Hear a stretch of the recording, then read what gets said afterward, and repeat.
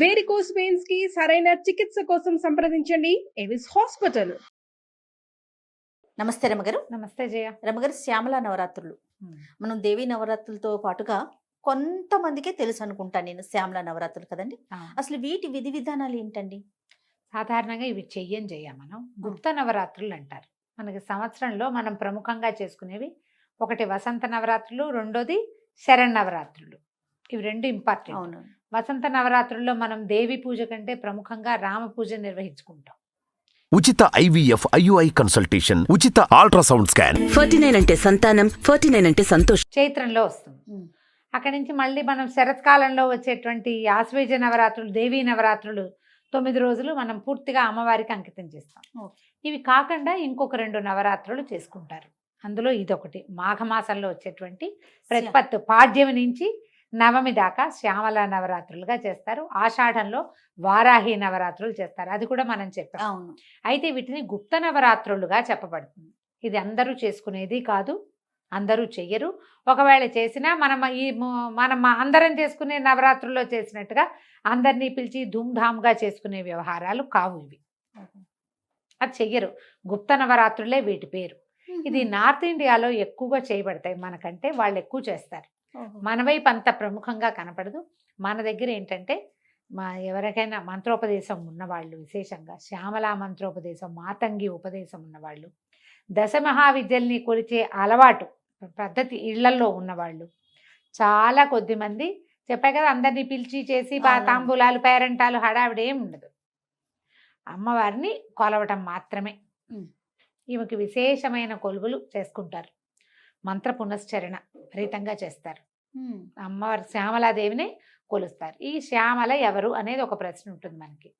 మనం కాళిదాసు రచించిన మా శ్యామల దండకం మనందరికీ తెలుసు.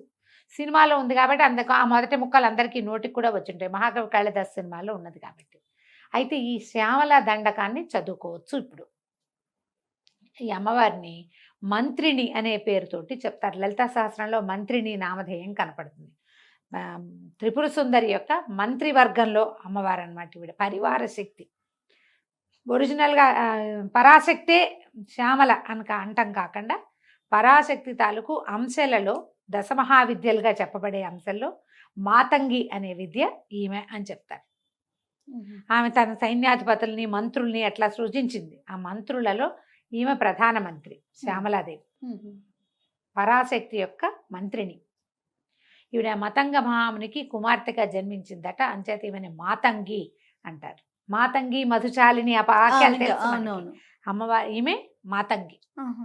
ఎట్లా ఉంటుందంటే చక్కగా ఆకుపచ్చని అంటే ఎలా ముదురాకు పచ్చ రంగు వర్ణంతో కనపడుతుంది మనకి.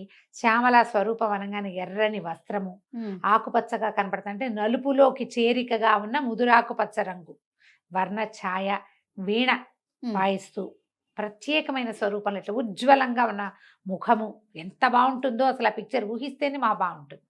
అది కూడా ఈ మాణిక్య వీణాముపలాలయంతి శ్లోకం వల్లే దీన్ని సృజించారనమాట. ఈ స్వరూపాన్ని ప్రత్యేకమైన స్వరూపంలో ఉంటుంది. ఈమె జ్ఞానప్రదాత, విద్యాప్రదాత. కాళిదాస మహాకవికి అక్షర జ్ఞానం లేని వాడికి కావ్యాలు రాయగలిగే ప్రజ్ఞనిచ్చింది ఈ తల్లి. ఈమెని ప్రసన్నం చేసుకుంటే మనకి ఎలాంటి సమస్యలు ఉన్నవాళ్ళు ఈ నవరాత్రులు చేసుకోవచ్చు. నవరాత్రులు 9 రోజులు 9 రకాల రూపాలతోటి అర్చింపబడుతుందట అమ్మ. ఎవరికైతే ఆ మంత్రం ఉందో, ఈ విధానం అలవాటు ఉందో వాళ్ళు చేసుకుంటారు. మనలాంటి సామాన్యులకి అంత వ్యవహారం అక్కర్లేదు. పిల్లలకి చదువులు రాకపోయినా, చదువుల్లో సగమయ్యి మిగిలిన సగము ఎప్పటికీ కాకపోయినా, ఏ సమస్య వల్ల ఆగిపోతే, ఏ సమస్య వల్ల ఇది ఆగిందో తెలియని వ్యాపార సమస్యలు, ఇలాంటివే ఏ రకంగానూ జ్ఞానం సంపాదించుకోలేని సమస్యలు, ఎలా సాల్వ్ అవుతుందో అర్థం కాని ప్రాబ్లమ్స్, ఏదైనా అద్భుతమైన సలహా కావాలి, అది మనకి ఎక్కడి నుంచి రాదు. అలాంటప్పుడు ఈ శ్యామల నవరాత్రుల్లో అమ్మవారిని అర్చిస్తే విశేషమైన ఫలితం లభిస్తుంది. దీనికి ఏం చేయాలి? అర్చనకి మన ఇంట్లో ఉన్న ప్రతిమా విశేషమే అమ్మవారిది ఏ స్వరూపం ఉన్నా పెట్టుకోవచ్చు. శ్యామలాదేవిది చిన్న ఫోటో ఏదైనా తెచ్చి పెట్టుకోవచ్చు. శ్యామల అంటే మనకు క్లియర్గా కనపడుతుంది. ఉజ్వలమైన ముఖకాంతితోటి, వీణతోటి ఉండేటువంటి స్వరూపం.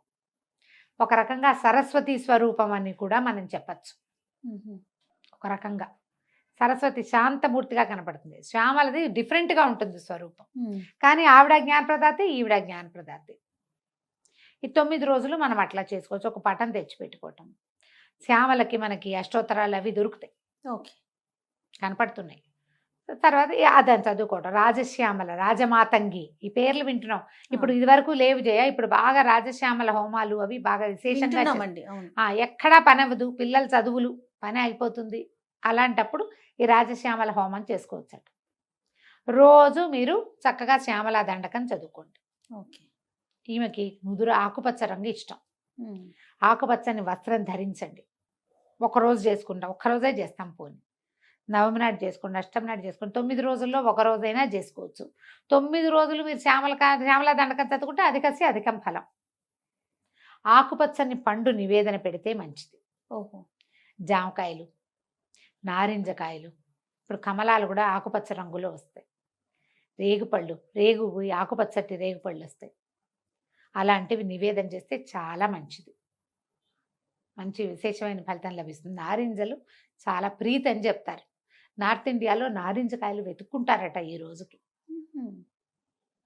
ఈ 10 రోజుల్లో వాళ్ళు ఏం చేస్తారంటే చండీ పారాయణ చేసే అలవాటు కొన్ని చోట్ల కనపడుతుంది మనకి. చండీ పారాయణం అంటే చండీ దుర్గా సప్తశతి అని చెప్తాం కదా, చండీ, అది పారాయణ చేయటం, చదువుకుంటూ వెళ్ళటం.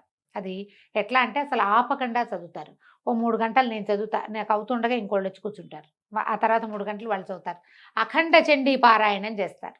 9 రోజులు క్షణం గ్యాప్ లేకుండా చండీ అలా పునరావృతంగా చదువుతూనే ఉంటారు. ఎన్నిసార్లు కుదిరితే అన్నిసార్లు. మనం అఖండ చండీ పారాయణాలు అవి మన వల్ల కాదు. దుర్గా సప్తశతి దగ్గర పెట్టుకుని ఈ 9 రోజుల్లో పూర్తి చేసుకోండి. 700 శ్లోకాలు ఉంటాయి. మీ వల్ల అయితే చేయగలిగితే చేయండి అని చెప్తున్నాను. ఓకే. దీన్ని 10 సార్లు చేస్తా, 8 సార్లు చేస్తా, 16 చేస్తాను, రోజంతా చేస్తూ ఉంటాను, లాంటి విపరీత నియమాలు పెట్టుకోపోకండి. మన సమయానుకూలంగా చేయండి. ఓకే. ఇది శ్యామలా దండకం అద్భుతమైన ఫలితాన్ని ఇస్తుంది. అది నోరు తిరగదు. నిదానంగా చదువుకోవాలి. అసలు ఎన్ని పెద్ద పదాలు కలిపిన సమాసము, అది ఇంత పెద్ద సమాసం. 3 లైన్లు రాస్తే కానీ సమాసం పూర్తవుతుంది. అది ఎక్కడ ఆపాలో తెలియదు, ఏ పదాన్ని ఎలా విరవాలో తెలియదు. మీ వల్ల అంత కాకపోతే ఇంకా సులువు చెప్తాను. ఒక్కడి మాణిక్య వీణాముపలాలయంతి మదాలసాం మంజుల వాగ్విలాసాం మాహేంద్ర నీలజ్యుతి కోమలాంగి మాతంగ కన్యా మనసా స్మరామి. చిన్న శ్లోకం. ఇదేనా? దీన్ని నెంబర్ ఆఫ్ టైమ్స్ చదువుకోండి. ఇది బాగుంది. అమ్మవారి యొక్క స్తుతిని, ప్రార్థనా శ్లోకాన్ని మీరు 11, 21, 40, 108 ఈ అంకెల్లో ఏది కుదిరితే అది పెట్టుకోండి. ఓకే. మాల పెట్టుకుని మాలతోటి 108 సార్లు చేసినా కూడా మీకు మంచిదే. ఆమెను స్మరించాలి. మామూలు మీ రోజువారీ పూజ దీపారాధన చేసుకోండి. ఈ 9 రోజులు శ్యామలని తలుచుకుని శ్యామలాదేవిని ప్రార్థించి ఒక ఆకుపచ్చటి పండు, జామ పండు నివేదన పెట్టండి. పసుపుగా ఉండేది కాకుండా గ్రీన్, కొంచెం ముదురుగా పచ్చగా ఉన్నది. అంటే ఎట్లా అంటే దూరగా ఉన్న కాయని నివేదన పెట్టండి. ఓకే. పిల్లలకి ప్రసాదంగా ఒక పండు పెట్టండి. ఈ మాణిక్య వీణాముపలాలయంతేమో చిన్నపిల్లలకు కూడా వస్తుంది. 5 ఏళ్ళు వస్తే చాలా చక్కగా వచ్చేస్తుంది.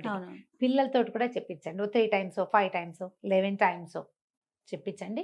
ఏమైనా అలాంటి సమస్యలు ఉంటే తీరుతాయి. ఇది చేయగలిగితేనే, అత్యవసరంగా ఇది చేయవలసిందే అన్న నియమం లేదు. మీకు తీరని సమస్యలు, ఎక్కడా సమాధాన పడలేని ప్రాబ్లమ్స్లో కనుక మీరు ఇరుక్కుని ఉంటే మీకు ఈ అమ్మ ఏదైనా ఒక సమాధానాన్ని ఇస్తుంది, శ్రద్ధతోటి కనుక చేస్తే. విశేషంగా చేయాలంటే ఎవరన్నా పురోహితుని పెట్టుకుని అర్చనా కాలాదులు జరిపించుకోవచ్చు. మనం అట్లా చెయ్యం, మన వైపు ఆ విధానమే లేదు. నేను చెప్పిన విధానంగా చేసుకోండి. తప్పకుండా అవకాశాన్ని బట్టి చేయటమే. తప్పకుండా. నమస్తే. నమస్తే.